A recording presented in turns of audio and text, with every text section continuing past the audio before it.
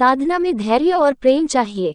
एक लघु कथा है। एक राजा के मन में विरक्ति हो गई। वे एक इमली गाछ के नीचे बैठकर तप करने लगे।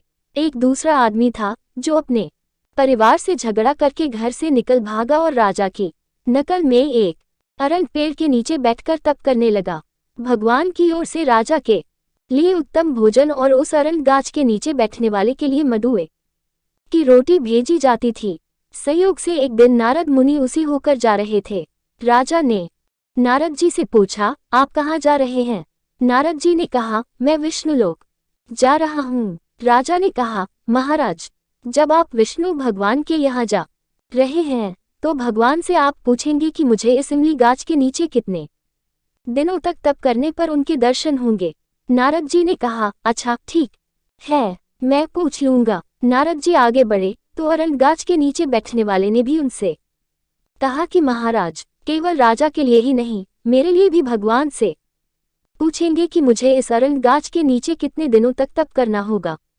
नारद जी ने कहा कि बहुत अच्छा, तुम्हारे लिए भी मैं भगवान से पूछ लूंगा।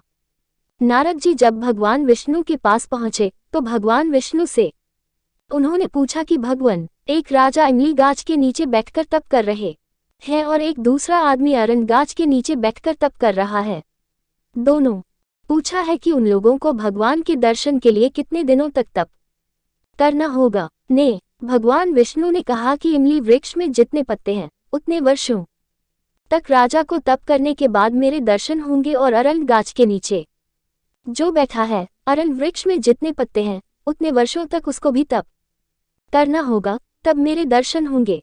नारद जी जब भगवान विष्णु के यहाँ से वापस लौटे तो पहले अरंग वृक्ष वाले से भेंट हुई।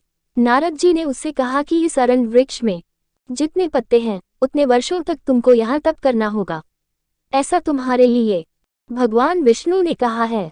वह आदमी जब अरंग गाछ के पत्तों को देखने लगा तो बहुत से पत्तों को देखकर घबरा गया और यह सोचकर चल दिया कि इतनों वर्षों तक कौन तप करे, इससे तो घर का झगड़ा ही सही, घर ही मैं रहूंगा। वह अपने घर वापस हो गया।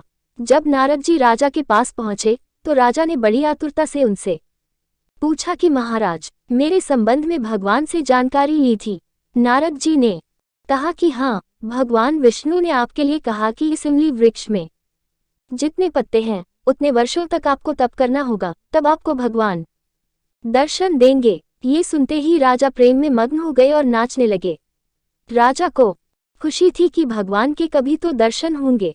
इतने में भगवान विष्णु वहां पहुंच गए। नारद जी ने भगवान से पूछा कि आपने तो हद कर दी, मुझसे तो आपने कहा था कि इमली वृक्ष में जितने पत्ते हैं उतने वर्षों तक तप करने के बाद राजा को आपके दर्शन होंगे, लेकिन आप तो तुरंत ही आ गए। भगवान विष्णु ने कहा कि देखते हैं राजा को कितना प्रेम है। इनके प्रेम के वशीभूत होकर ही मैं अभी तुरंत यहाँ चला आया। जिस समय आपको इन्होंने मुझसे पूछने के लिए कहा था उस समय ऐसा प्रेम इनमें नहीं था।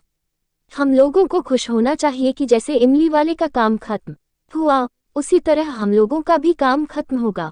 गुरु महाराज की दया से हम लोग भी जन्म मरण के चक्र से जल्दी छूट जाएंगे। शांति संदेश, अप्रैल सन 1996 शून्य स्पेक।